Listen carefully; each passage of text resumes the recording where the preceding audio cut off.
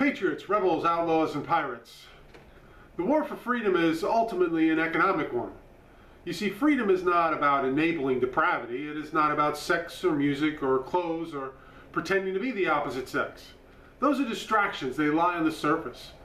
The real meaning of liberty, what you fight and die for, is about meaningful choices. And those choices are all economic, one way or another.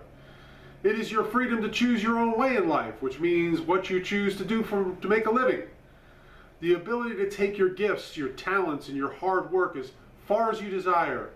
The freedom to choose whom you associate with along that path. Partners, employees, friends. It is the freedom to enjoy the fruits of your labor as you see fit without some criminal or criminal government demanding an unearned and unmerited cut. Do you even know why the founders rebelled against Britain? It was over taxes and a violation of their property rights. It was for economic reasons. They understood that a man can only be free when his property is secure and his choices are limited only with respect to the fundamental rights of the men around him. That vision of liberty, the American ideal, created more wealth for more people than any other time in the history of man.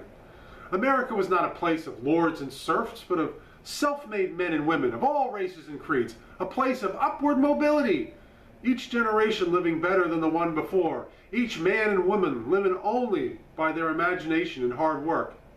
America was a large and thriving middle class, some reaching greater heights, the poor free to enter at any time.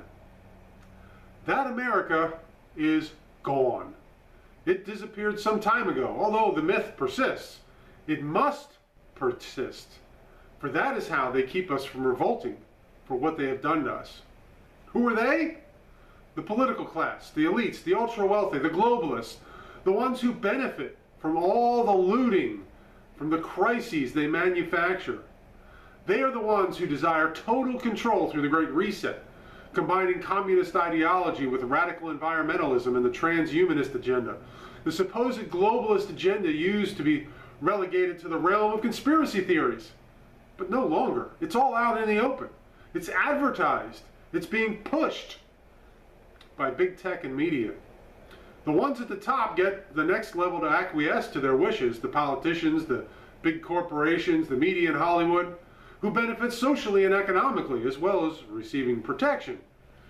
They in turn mold our minds to the new normal they are creating. So opposition not only becomes difficult or impossible, but it doesn't even occur to the sheep. It's all about the consolidation of power and wealth among the few. It has been a silent coup against democracy and individual rights and liberty that's been going on for decades. The virus is the conclusion of the coup. It's the excuse for the elites to keep what they have stolen while the system they used collapses on our heads. And they have stolen all the money. They have spent all the Social Security funds. That's old news. All the pork and all those 5,000-page bills is not actually helping people. All that domestic and foreign aid, all those lucrative contracts and stupid studies, they're not for our benefit. It's a transfer of wealth from you and I through our taxes and from our children and grandchildren through borrowing. It is not wealth distribution from the wealthy to the poor, but from all of us to the elites. You think Hunter Biden and old Uncle Joe, with their selling of influence, bribes, threats, and kickbacks, are the exception? They're the rule. They are the standard for the system. They and the connected among the political class and the ultra-wealthy who benefit from the looting and manufactured disasters continue to get wealthier. But we the people and the nation that they use and abuse, we're broke. And now Pelosi has made it even easier by relaxing House rules like pay-as-you-go that will allow them to spend and borrow even more without any thought of fiscal responsibility. The Green New Deal, single-payer health care, all transfers of wealth to the connected. None of it will actually benefit us. This system of wealth transfer has never been sustainable. You can only steal so much through taxes before the people either can't or won't pay. You can only borrow so much until no one will lend. You can only print so much before you destroy the currency. The key for the elites is to make sure they get theirs before the system collapses. And all those bills are now coming due. How many states are bankrupt because of pensions and paying the political class? How much money has been borrowed and spent at every level to fatten the wallets of the connected? But the system can only take so much. It will collapse. Hyperinflation, bankruptcy, poverty, they're right around the corner. Then along comes the virus and brings a halt to most economic activity among the people who actually pay taxes. The money stops coming into the states and the cities and municipalities and even the feds, although they can always print more. Now bankruptcy for all those places becomes a real possibility. And who's to blame? All the money printing is destroying the currency? Who's to blame? People are out of work, had their lives and businesses destroyed. Who's to blame? Not the politicians who borrowed and spent and locked us down. No, it's the virus's fault. Everything can be blamed on the virus. It's like magic. And the solution to the disaster they created? Scrap the old system and bring in a new one. How many times have you heard that the old system doesn't work? It benefits the few at the expense of the many, and they call it capitalism. Capitalism has failed us. That system was not capitalism. It is socialism. It is a system of theft that benefited the connected and impoverished the rest of us. It's not the free market. It's not freedom that failed. It was the lack of freedom for us and greed among the political class and the elites who demanded more and more over time, deceiving us through fraud. They pretended we had a choice. They let us elect people, but with the exception of a few mavericks, they were all the same, putting together massive bills to steal and spend to enrich themselves and their cronies. And now the mask is off. The elections are obviously fixed. The illusion of democracy is gone. They want the control, and their naked play in this election proves that. They have always looked upon us as slaves, utilitarian objects to be used for their own benefit. Now they want to institute total control, saying that the system they created has failed, but relabeling it so no one makes the connection, convincing us that more control is better, that freedom is the problem.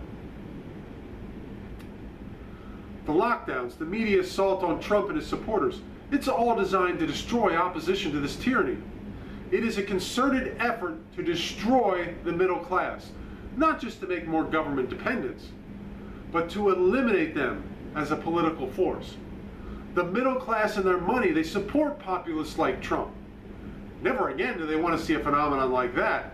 Without money, the populists can never get significant support, and the globalists and the elites will control the agenda as they control the media.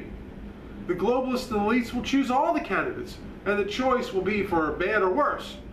But we will have a choice. And that's the lie they tell us, to keep us pacified, to make us believe we still have freedom because we can vote. Well, so what? They voted in Venezuela. They voted in the Soviet Union. They voted for Saddam Hussein in Iraq. So what? Our founders understood a crucial principle of liberty.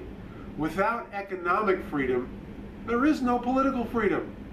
Who cares if you can vote, if your vote is only a choice between two tyrants? Do you really think that because you vote you have freedom? Look around you. Don't be a fool. Our enslavement requires our cooperation. There are too few of them. That's what top-down control means. If we are to have any hope of restoring our liberty for ourselves and our children, we have to stop cooperating. The destruction of the economy, our livelihoods, our wealth, it's got to stop. And only we can do it. Stop complying with their dictates. Stop contributing to their enrichment. Non-compliance is where it starts, but it has to start with us, with you, and with me. We need to cooperate with and support one another. There are 100 million of us in America, and I'm sure there are millions more around the world that still have some passion for liberty. It is them or us. It is liberty or tyranny, poverty and slavery or freedom. We outnumber them 1,000,000 to 1.